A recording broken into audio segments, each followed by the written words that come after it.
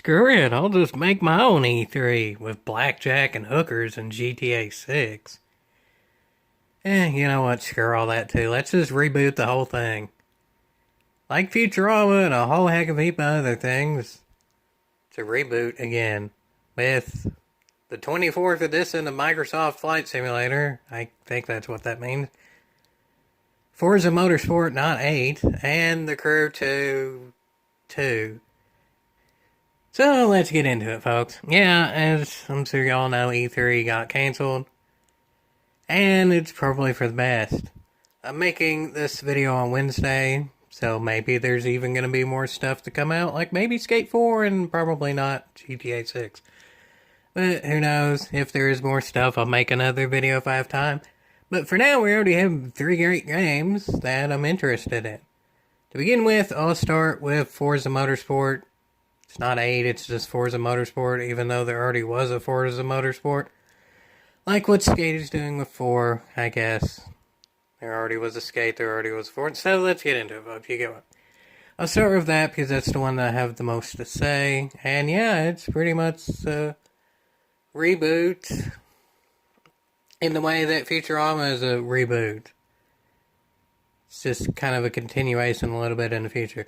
Slightly more futuristic graphics, slightly more futuristic tech, slightly more futuristic story mode, and it's online-only saves. To begin with, I was on the fence of making my own video about this, but I mean, it's, you know me, I could put something that could be explained in 2 minutes into a 40-minute video, so I'll try to do like the 2-minute explanation on this. Online-only saves. I hate them with a passion. I've said this since like 2015. There's some of the earlier videos I made with my voice in it back in like 2015. I hate cheating even more. Online saving is a necessary evil because it prevents cheating. There's really nothing more to say about it than that. I mean, I've done videos on my main channel, on Special Tating, on Rant Tating, about cheating. And as much as I'm at a disadvantage of cerebral palsy anyway, I just plain can't stand cheating. If you're able-bodied and cheat when I'm out here with absolutely terrible reaction times, legally blind, and I still beat you, then move on. I'll put it like that. Move on. So yeah, I absolutely hate cheating with a passion. So as much as I also really hate online-only saving, I mean, I hate cheating that much more. We're to the point now in gaming where a lot of times you just have to pick between the lesser of two evils, and there you have it, folks. It's just the lesser of two evils. Hopefully gaming gets better in the future. Hopefully there's a better alternative in the future. But for now, that's just what we have to live with. As soon as there's an alternative that works, I'll probably make a video of it. No, cloud storage isn't really an alternative because even less people have cloud than have internet. So that's not yet a viable alternative. It's good to have the option, but it's not really a viable alternative for everyone. So anyway, on to the rest of the Forza stuff. Forza Motorsport has a revamped career mode. Cool. I mean, they have like poster looking things that you can do in order to progress through the career mode and upgrade individual cars. The way it works now is they copied what the crew did with upgrading cars from pretty much its stock version. Hopefully it's not like the Crew 1 where the stock version is actually slower than the cars in real life. Hopefully it's closer to like the Crew 2. But hopefully, unlike the Crew 2, it needs to be a lot less grainy. The Crew 2, I probably will do another video on the Crew 2 closer to when Motorfest comes out. I'll talk about Motorfest after I talk about Forza. The Crew 2, in short, the grinding, I just didn't really feel like keeping up with. There's a whole heck of a heap to do in the Crew 2, but, I mean, it's just so hard to grind to get your car to max level to really be able to compete online, and there's so many different cars in which you have to do so with, it just wasn't really worth keeping up. In my opinion, in a simcade at best, then it's not really worth grinding for. And that, like that's the absolute best you could possibly call the Crew. Now, granted, Forza does lean more towards in the simulation, Forza Motorsport brags about all that and stuff. But even still, in my opinion, in a more simulation-oriented game, the grinding should be more about getting faster in terms of your skill level, not the car's skill level. Something they do have is that individual corners now or so, your best speed through them per car, but I mean, if your car gets gradually upgraded, of course you're going to do better corner by corner as that car gets upgraded. So that's not really your skill improving, it's the car's skill improving in what's touted as a racing simulator. Also, apparently it takes at least 3 hours to upgrade a car to its full level. Which, granted, in general, that might not sound too bad, but then when you realize there's over 500 cars, and apparently a lot of those cars are gotten through unlocking through story missions. Like, I don't know for sure, I don't know if it's been announced in detail yet, but for me it kind of sounds like a lot of the story missions that have the posters and stuff in the trailer, it's linked in the scripts, and I'll try and link as much as I can from Library and Odyssey. Hopefully I can find everything I'm talking about on this site, so yeah, I might post this on YouTube, I'll see how it goes, but I mean, Library and Odyssey is the better version. Anyway, yeah, you can see those posters on there. I mean, they look cool and stuff, but to me it kind of sounds like GT4 style. You unlock a car after you win those events, and then like in the next event that your car qualifies for, where there's PI requirements and requirements for like the model of car, year of car, stuff like that, then you can use it in there. So GT4 style, where you unlock cars through the story missions, and then with any car, whether you unlock it or you buy it, then you have to upgrade those to be realistically competitive against other real people as well. So it's one of those where it's, I mean, 500 times 3 hours at the minimum, at least from what they say, it's 1,500 hours at least to upgrade every car. I would say it's probably going to be like more along the lines of 2,500 hours, because some cars are going to be a lot harder to unlock, and it's probably going to be one of those things where, yeah, there'll be exploits found and stuff like that that will speed up the process to some extent. Forza is good with having a lot of aids to help people that need them, but most people are just going to use them to AFK. You rubber band accelerator button and AFK for car parts, but still, whether you're AFKing or not, you're probably going to have your console on at least 2,500 hours, that would be my guess, to get everything unlocked. You know how people in the early to mid 2010s are complaining that some games' story modes were too short and all that when they were 40, 50 hours or so? Where there's a big difference in 50 hours and 2,500 hours to pretty much finish the game. There needs to be a happy medium there. In my opinion, 200 or 300 hours is enough. Like, one of the things I said in one of the later Forza Horizon 5 mentions on the channel is that it took me maybe 300 or so hours to get every car that, at the time where they add cars later, a lot of the cars that add is actually from previous Forza games. I'll get into that in a minute with Motorsport. But anyway, it took maybe 300 hours to get all the cars, but then it probably only took 350, 400-ish hours to actually upgrade them all to the level I like. Not necessarily every single part on the car, but relative to the cost of the cars, it was usually way cheaper to actually upgrade the cars all the way. Like on a car that costs 20 million credits, it may only cost like 200,000 credits to actually upgrade it all the way. So I never particularly minded the upgrade system in Forza Horizon. It was a lot cheaper to upgrade cars in Forza Horizon than it is in GT7, for instance. Now granted, GT7 is a cash grab, and I hate the concept of the game of a pass, and I've said that to begin with. And even after they added ways to where you could buy the special parts and engine swaps and all that does is for people to then buy more macro transactions. Yes, it helps people be able to unlock all that, but I guarantee the macro transaction sales went through the roof after that as well, and that's why it was done. Not to help the people get the parts, it was to help PD and Sony make more money.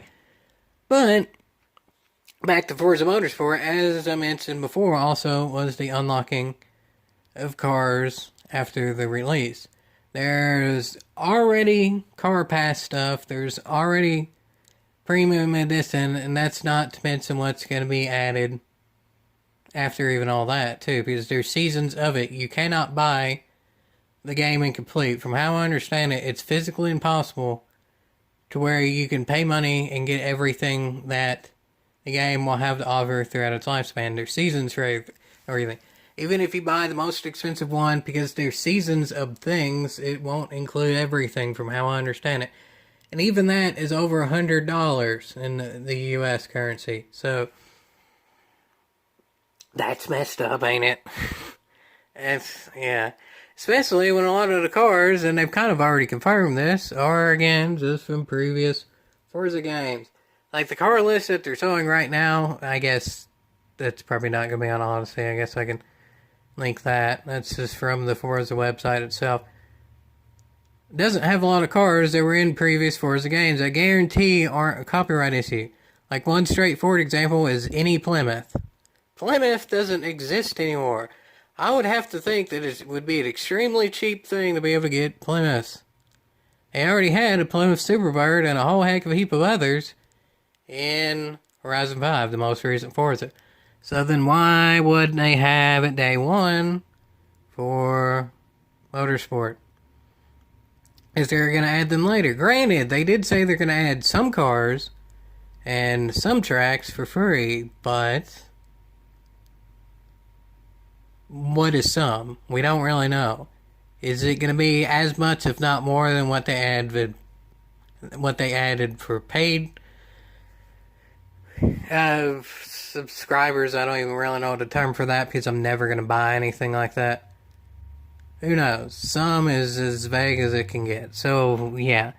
If it ends up that they add a whole heck of a heap of cars that were already in the previous games just for the quote-unquote game as a service thing to make more money on microtransactions, and that is an absolutely terrible concept. Granted, I mean, it's not like Gran Turismo doesn't kind of do the same thing. A lot of the cars that we got in GT7 were from previous Gran Turismo games after GT7 release.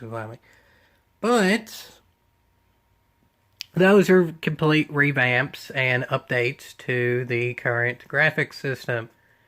With Forza, if they implement, say, the Plymouth Superbird from Horizon 5 to Motorsport, it's going to look the same as it did in Horizon 5. With Gran Turismo, the Plymouth Superbird that was added to GT7, granted that one was there at release, but still the examples kind of work, hadn't been updated since pretty much GT4. It was basically the same thing in GT6. I think it might have been one of those where wheel textures got a bit of an update. But overall, it was a PS2 looking car that got updated to a PS5 looking car. So that's a massive upgrade. From a Xbox One-ish looking car, and then also Horizon 5 obviously can be played on the new systems, to a series car at most, and it's probably a lot of them are just going to be direct ports, ain't exactly worth paying extra money for. So, I mean, that right there are two quite big negatives there. Between what's going to be a massive grind and having to pay for cars that were already in the series to begin with, that's massive red flags. It really is. Especially, too, because like I said at the beginning with the not only saves, I don't think that's going to completely get rid of cheaters either. We'll see. We'll see, but I'm not the most confident either. We'll see, folks. I'll just wait and talk about that once the game releases, but hopes and expectations, like I've said, of GT7. Only saving and preventing cheaters. We'll see. But yeah, now let's actually get into the more positive stuff. As I said, the aesthetic looks good. Like the posters for the career mode stuff, yeah, that's really cool. The format for the races, I mean, you get a lot of that. It's certain types of cars, years of cars, and then there's the PI system as well to go into that. I mean, that's what you get of racing games since the dawn of time, pretty much. It's just classes of racing, whether it's production car, race car, whatever. Cool. But one of the things that I do like is that there's actually a way that you can see liveries from anyone on your friends list, and I would assume other ways to go about that, like Horizon 5 has clubs, I would assume. Everybody implementation for that, but we know for sure it's also on friends list where you can see people's liveries and stuff like that in career mode. In my opinion, all games should do that. Granted, I guess for an individual, you should definitely have the option if an individual wants to turn that off, where other people don't see your liveries and stuff like that. Maybe by default it should even be off, but that's definitely a good idea for in general because it brings a lot of life to just racing AI. Supposedly the AI is revamped, and from what I've seen, it looks pretty good. But I mean, it's no way to tell really to play the game, and that's not a positive or a negative. It's just purely one of those things. Every individual has a slightly different skill level. No two people are going to be exactly the same on every track car combination in the game. So I mean, I'll say this: I don't see how it would be any worse AI than Motorsport 7. If you like the AI in 7, I'm sure it will be as good, if not better, in the quote-unquote reboot. So just take it as you may with that. And then there's also just graphics. The graphics look amazing. I mean, there's no doubt about that. But then we already seen in other miscellaneous trailers and stuff as well. Ran in earlier trailers, so maybe it's a little bit better now. Some of the cars still pretty much look like they did on the Xbox 360, just kind of a revamped version of that. But like I said before in other videos too, I can't remember exact videos, but I swear there was some type of information that something about 500,000 polygons were in Gran Turismo 5 Prologue in 2007. And then some of the cars in GT7 are also 500,000 polygons. Just the polygons themselves are retextures and stuff. Like on the PS5, you get ray tracing and stuff like that. From how I understand it, while two cars may be a little bit different in the total amount of what is literally there in a car, like the polygons and the actual specific detail to the car. When it's on a track, and especially if it's not the car that you're in, it's probably going to be one of those things that unless you're really looking for, you're not going to tell that big of a difference in. As I said before, whether it's Gran Turismo 4s or whatever, to me graphics aren't that big of a concern. Granted, I'm also legally blind, so take that as you may. But still, graphics are fairly low my concerns. I want the game to drive well, and I want the game to just overall work and have a good amount of content without being greedy. Granted, I know damn well that's too much to ask. But let's kind of go into another aspect of it, is driving well. They haven't actually said tons about the physics. They said that, yeah, it's supposed to be more of a racing simulators, pit stops and stuff like that. But, again, physics are kind of like racing AI. It's all to an individual preference with that. I am not a real-world race car driver. I do not have a fancy steering wheel set up. I'm probably not the most expert level to talk about the physics, but again, I would say it's one of those that if you liked 7, it wouldn't be any worse than 8. From what I can tell, it's meant to be accessible to everyone, but then it's like the phrase of easy to pick up, hard to master, from what I can tell. So it'll probably be one of those that there will be enough of a skill gap, as long as no one's cheating, that the online will certainly be interesting. And another big, massive, in my opinion, but big probably on average, thing that they didn't really talk about much is there's going to be driver, and I think it's going to be called safety, but it's the equivalent of sportsmanship rating in the new Motorsport. They didn't talk about that much, if any at all, from what I can tell of what we know right now. But we know it'll be in there, so I mean that will be a massive thing for me, and again, probably it's big on average, but we don't know much about it. I don't see how it could possibly be worse than what's in Gran Turismo, but you all know me and my relationship with modern Gran Turismo, so that's many stories that have already been made for other videos. Like, literally, at this point, there's probably hundreds of hours about me talking about various systems in terms of driver, sportsman separating, all that, penalties, as well with Gran Turismo. So yeah, I mean, that's gonna be a massive thing with me. So I mean, for now, there's not that much more I can say about Forza Motorsport, because the things I'm most concerned about, how the cars drive, I won't really know until I'm driving it. How the online works, we don't really know that much about that in general. And is it going to be all like greedy? It's that one we probably know the most about, but still nothing super really confirmed about it. Yeah, I mean, for now, overall, I like what I see, but I mean, I liked Forza Motorsport 7. I did a review on it. I played it maybe 50, 60 hours. In hindsight, I should have played it more, but I didn't actually realize at the time they were taking it off Game Pass so quickly. That seemed very weird for how big of a gap there was between the motorsport games and why they took it off that early. You'd think even just right now that we're getting new information about the next Forza that they would actually have it on Game Pass so people can experience the old generation. If you like what you see in the old generation, then you're going to love the new one type of thing. But no, that's just bad marketing in my opinion. If they have to take the soundtrack out, whatever, I mean, people can port their own music.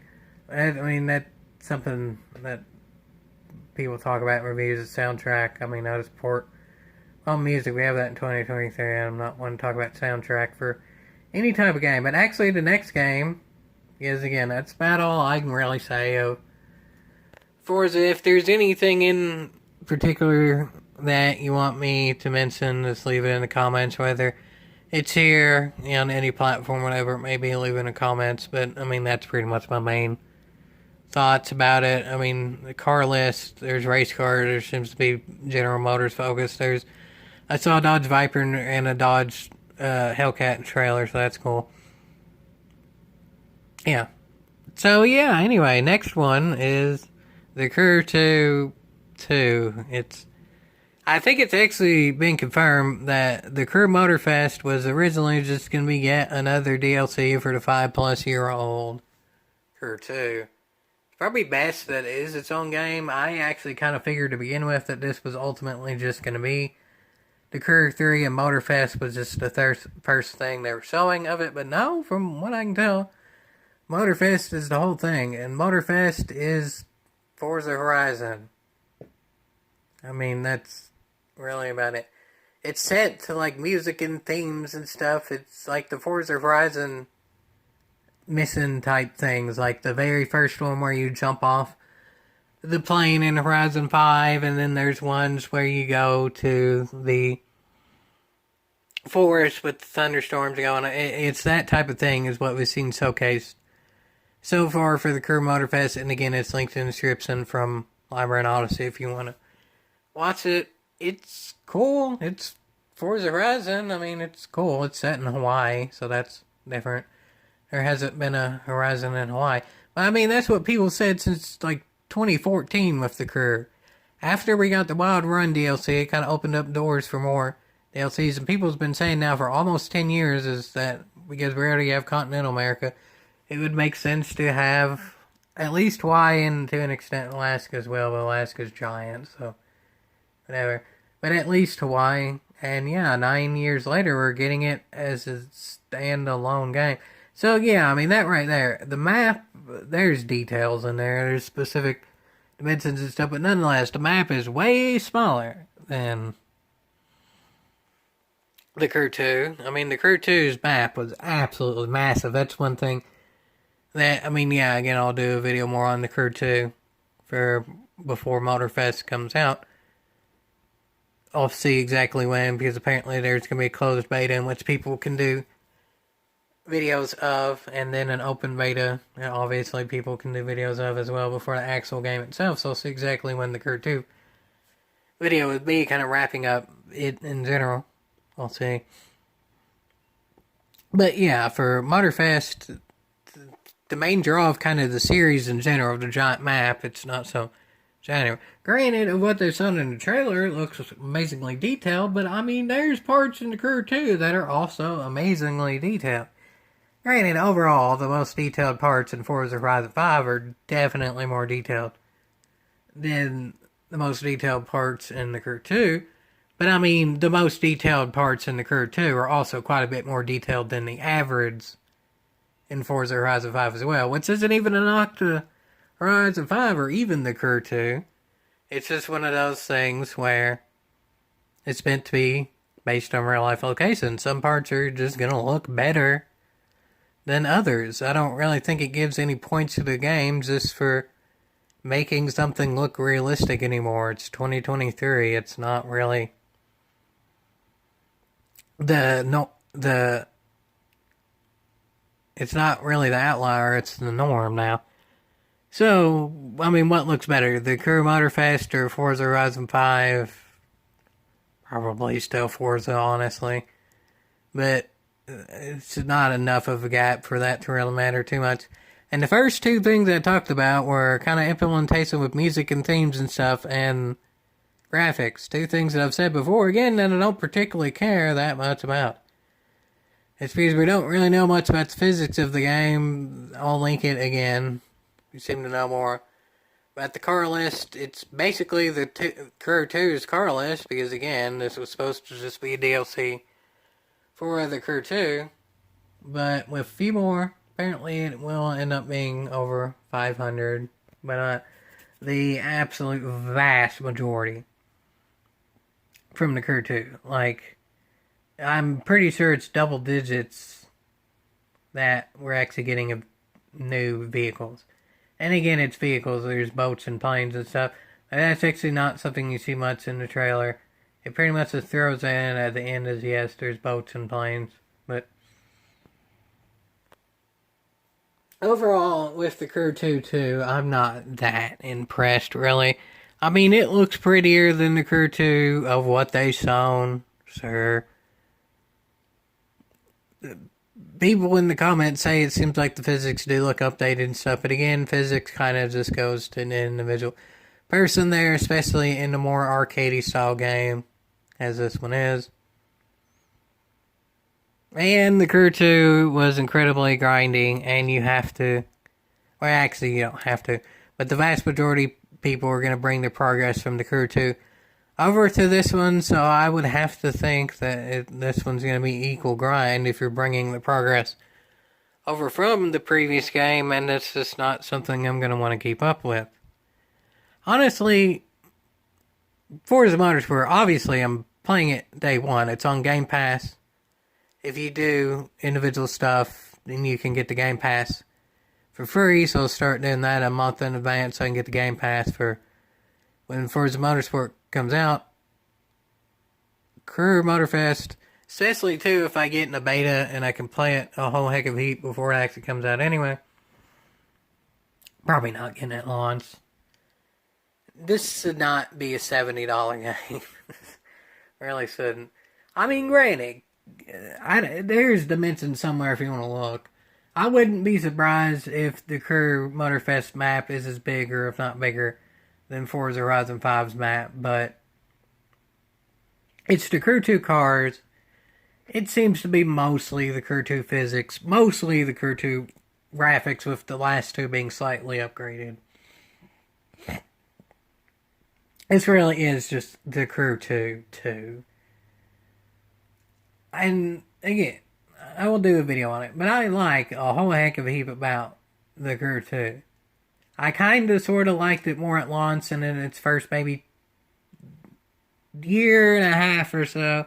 I actually made the video, Is the Crew 2 Dead? Because they had a weird point where there was like around a year of barely any content, and then massive amount of content starting like 2.5 years after the game came out to it's still going to about the same content as it was then now. So it's kind of a weird lull of a year and when the game had already been out for a year and a half of nothing and then a lot. So that was weird just in general. But Yeah, I've actually talked about the crew too much since maybe the first few months after that weird revival of content a year after almost nothing. So I'll definitely do that. But in short, the crew 2 is very grindy. That's why I haven't put all that much in there, just because the competitive scene in the crew, which actually there is one.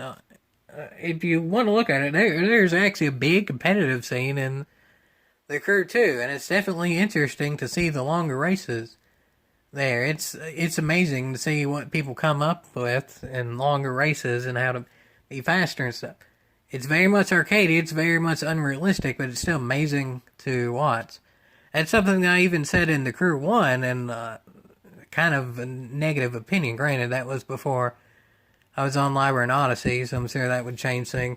I can't even remember the exact video it was, but I did a thing about the Crew 1 kind of talking and getting ready for the Crew 2. It's one of the things that I very much enjoyed most, although it was a double-edged sword about the Crew 1, is you truly did make your own path. You could play the game how you wanted it. You could kind of go by the roads that were there. You could just go way off and do whatever you wanted, and it's looking like it will probably be the same for Motorfest. But I mean, as people got better and grindier in the Crew 2, it became from a, like I said before, it was more of the outlier than the norm. It kind of became the norm because the game so much ingrained grinding into it that you had to grind. You pretty much had to. You can look up videos, but essentially it's just taking extremely creative and risky off-road routes that I'm sure behind the scenes, obviously they don't sell the restarts, but people probably had to restart hundreds of times in order to get right type of thing, and then not to mention just getting the parts for the car. In general, yeah, I mean, for those that are really into it, if you like the Crew 2 grind, I'm sure you're like Motorfest. But even still, Motorfest having a smaller map, it might not be as creative in terms of the actual racing aspect to do things. You'll see. We don't really know for sure about that. But especially just Hawaii in general, where it's so much more vertical on average. I mean, you're not really going to be taking creative lines up a volcano or something like that. So, we'll see how that goes. But, yeah, about the only thing that I could say absolutely definitively that's way better about Motorfest than the Crew 2 is just the literal atmosphere of it. The Crew 2 didn't really have an atmosphere. It was just more about shoving as much miscellaneous content as there was in the last half of the game's lifespan. And to begin with, the theme was, it was almost to the point of it was a parody. Like the Crew 1 kind of had that serious storyline about someone died, so to get revenge, they had to ram them off the road or something. It was stupid. But, yeah, the Crew 2, I don't know if it was really meant to be a parody or not, but it seriously seemed like it.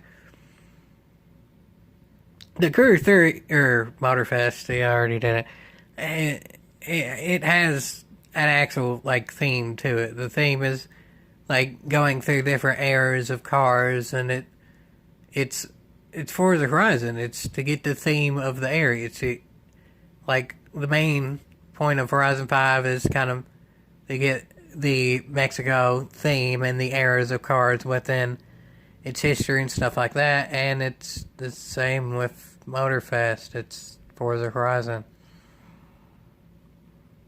Not really a bad thing, but one of the absolute weakest points, pretty much universal, and especially with me, of Horizon 5 was the story. It was, yeah, there was definitely a theme there, but it was generic and just compared to the rest of the game, it was definitely a weak point. And that seems to be the main thing they're advertising right now about the Crew Motorfest. That's kind of a weakness. The vast majority of the trailers and stuff we've seen about it so far is focusing on the, like, going through the years and going through the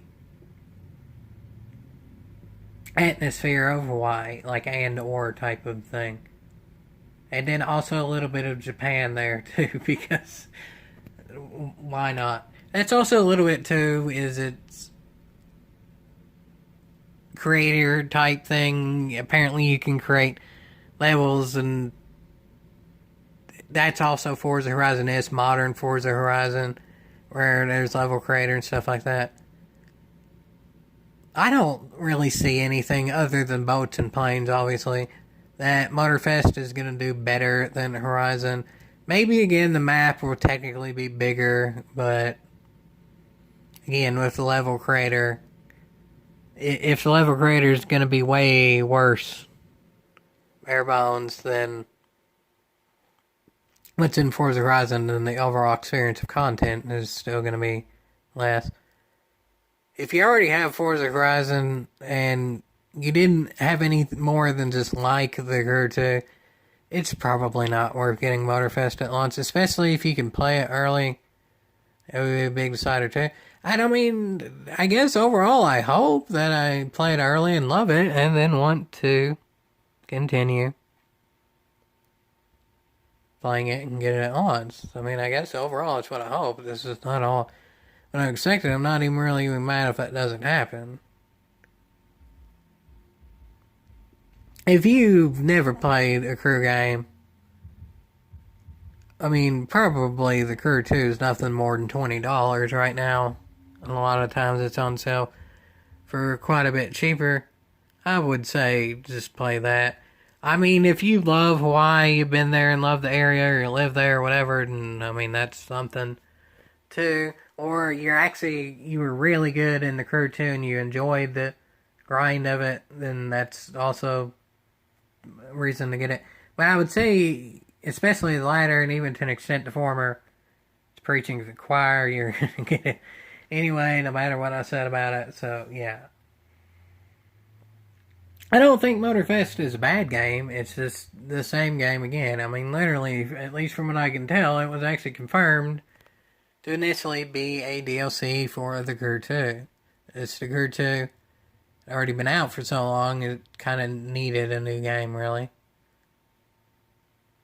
And, yeah, it's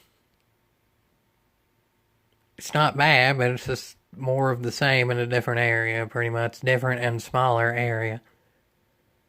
So, yeah, on to more of the same in the same area, but the area is the entire world, at least I would think. Again, the entire world. It is to end off, but this one will be pretty short. It is Microsoft Flight Simulator 2024. Again, if I can find stuff about it on Odyssey, I'll link it through there. And it, at least from what I can tell, is the whole world again. But now, I don't know if it's dynamic or not. The trailer was quick, and I'm sure it's not going to be out until 2024.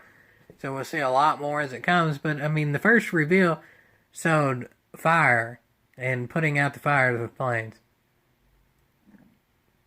That's what's going on right now, and world events, no matter what caused those events or not. That's a touchy thing. Yeah, I'm not even necessarily saying it's bad. Just that's risky. I don't know if it is, and I don't know if they're ever planning it to be one way or another. But even if it's not 24, if it gets to the point where the fires and natural disasters and stuff are dynamic, where they have the whole world there, then that, I mean, there's moral dilemmas there, to say the least. I mean, a straightforward example is what happened if there's another tornado like what was in Kentucky, or another flood like what happened a bit more recently in the tornado. Both of those were within like 7 months of each other, and that was absolutely terrible. And then do the dynamic of that, and then one week I fly over that area and it's fine, and the next week not so much. I mean, yeah, that's That's gonna be a thing. But again, I'm not even saying that's bad. Just it's not gonna be for everyone. I'll put it like that.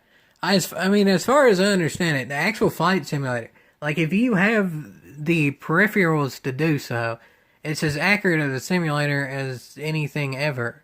Like people's trained on flight simulators. Actually, that was the original simulator in which anyone trained on before racing simulators, before any of that were flight simulators in the 90s or so, early 90s even. They've existed since the 80s. So, yeah, I mean, it can be accurate if you have the resources to do so. And, I mean, having the fires and stuff, I mean, that goes on with the accuracy as they've advanced through the years and stuff. But, I mean, wow, just for a casual player doing stuff like that, that's wow. But I mean, there's other stuff too. There's helicopters. I haven't kept tons up with the current Flight Simulator 2020. There may have been DLCs or not. But helicopters is definitely an interesting thing. Especially too, if they update the world scenery some, it's not as jaggedy. I'm not necessarily saying up to scale, because I mean, if we get to the point to where, like if a game I mentioned previously, The Crew 2, the buildings of that, it's a giant map relative to a racing game. So the buildings aren't good, they're not bad, they're pretty generic, and there's a lot of the same with it.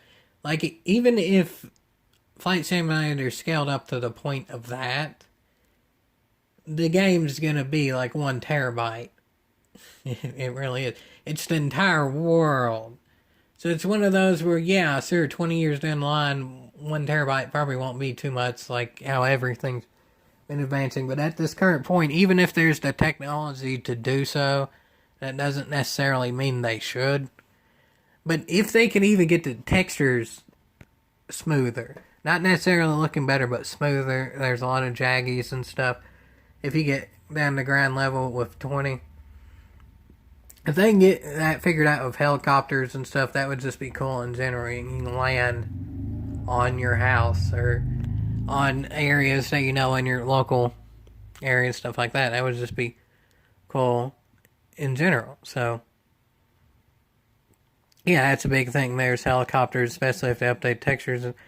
But one of the things that, I mean, maybe it was in fine print or somewhere, I'm assuming that 24 will still be the entire world. I mean, if they did it once, I feel like they'd have to do it for all the subsequent games in order to get people to buy them. But it, at least from what I can tell, will be on Game Pass, so same thing. For when that comes out at some point in 2024, then I will play it as well. But why I still mention Flight Simulator despite not doing too many videos about it is I feel like that's going to be something 20 years down the line. If you can fly a plane in VR, and again, by then if you can deal with a terabyte of space, and it's not that big of a deal. If it gets to the point when, with me being legally blind, can fly around the entire world in VR and see stuff that, yeah, of course by then there'll be way more VR in general, where you can see videos of it and all that. But if it gets to the point where all that's dynamic in 20 years, and you can go to something that's pretty much within the few minutes of how it is in real life at the current time. And again, that might take 20, 30 years, but I would assume it would happen at some point. That's why I'm kind of covering Flight Simulator and stuff now. It's not necessarily what it is at the current point, but what it can end up being. I mean, even just with 20, having the entire world there is a massive thing. Like, I've flown to extremely well-known areas. I've flown to middle of nowhere and stuff. I mean, all of it's as amazing as it should be at this point. Maybe the technology could do better, but again, the better advancement of how things look, then the bigger it'll be as well. Flight Simulator is more looking at the future. Forza Motorsport, yeah, that's kind of the present to the slight future. The Crew 2 too, yeah, that one's a little bit in the past there. The Crew 2's been out for 5 years, and we've been asking for why as a DLC, not its own thing, but as a DLC now for almost 10 years. Yeah, you know. So in order of how good I think the games will be Forza Motorsport, I gave 7 a 7.5 out of 10. I pretty much had the same sentiments as most people with it. I did a full review on it a while ago if you want to look at that. I would say that this would be at least an 8 out of 10. I mean, I'm not...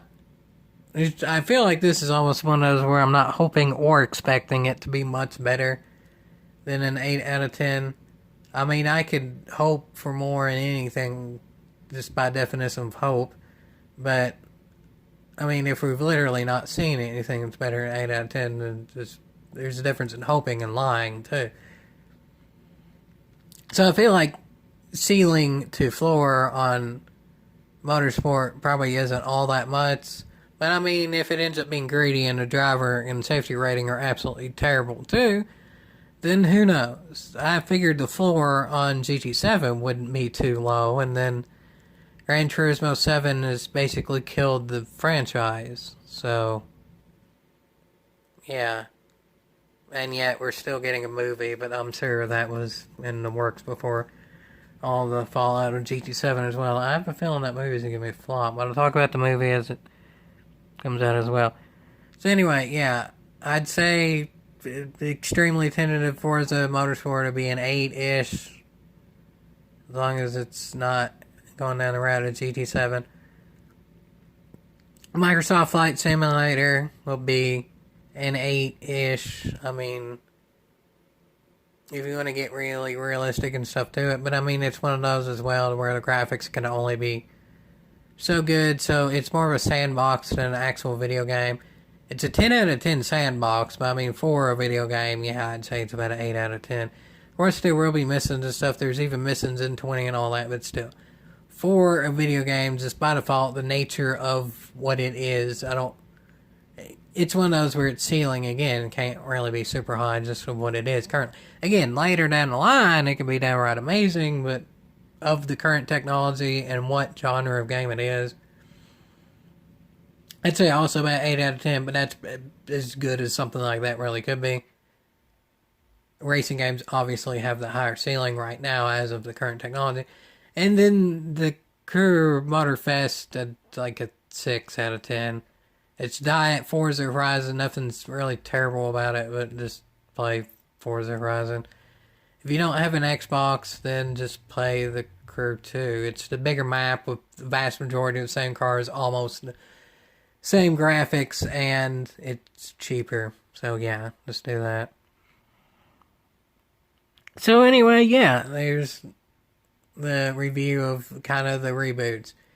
E3 someday will probably be just completely rebooted, but for now it's individual reboots that aren't really reboots. Now, like, none of these are complete overhauls in the slightest, but I mean, they kind of all are advertised as the next generation. Even though there's a lot carrying over from the previous generation, some of that's better or worse than others. But overall, it's everything combined, and certainly yeehaw. When the lowest, again, the floor is different than the ceiling. But the lowest being about a 6 isn't too bad. But also, I was kind of thinking there would be more revealed about Skate 4, and even kind of in the back of my mind of stuff about GTA 6. But again, it's only Wednesday. If there ends up being more stuff, then cool. I will talk about it if I get a chance to record it. But I mean, overall, yeah, yeehaw, pretty good. To an extent, I expected Motorsport to be better, but there's still a lot to show about it. The Crew 2 was better, but we knew that. And Flight Simulator, just, there's only so good that genre can actually be as of the current technology that exists. So overall, I mean, yeah, yeehaw. It's a lot of what we expected to an extent, but there's a lot more we can expect to see about each individual game in the future. With, like, the Crew actually getting to play it earlier, and the other two just with more information about them as time passes. So overall, for what we know now, yeehaw.